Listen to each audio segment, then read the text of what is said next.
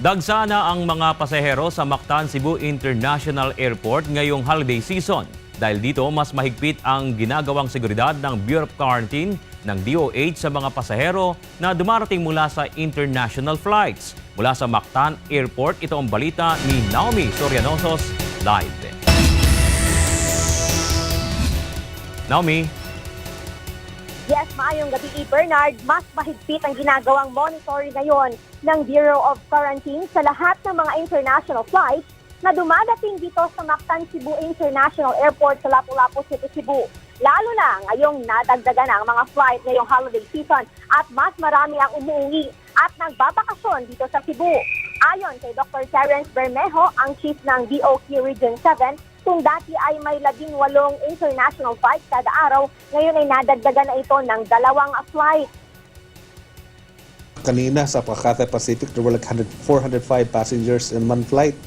So, isa talaga namin saan kay galing yung mga Filipinos. We have to really check their passport na kung minsan na kung saan sila galing talaga.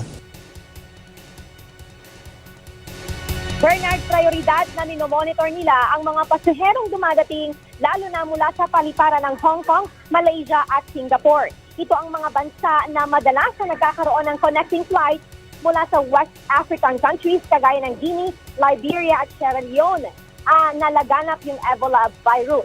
Nadagdagan na ng isa pang thermal scanner ang Bureau of Quarantine dito sa MCIA upang matukoy kung may lagnat ang mga dumadating na pasahero. Pinapa-fill up din ang mga pasahero sa eroplano pa lang ng health declaration checklist. Kasabay nito ang pagtingin sa travel history ng mga pasahero. Ayon sa DOQ7 na nakalabas na ngayong araw, ang 62-year-old na naunang na-quarantine sa DOH facility at may 2 pang naka-quarantine na OFW mula naman sa Liberia. Nananatiling asymptomatic ang mga ito. Bernard, sinabi ng DOQ na marami sa mga Pilipino na nasa West African countries ang natatakot na umuwi muna sa Pilipinas dahil sa mandatory quarantine na maging ang pagbabawal na pagbuyahe sa mga Ebola-affected countries. At yan ang latest live detail din sa Cebu. Balik sa iyo, Bernard. Maraming salamat, Naomi Sorianosos, nagulat ng live mula sa Mactan Airport.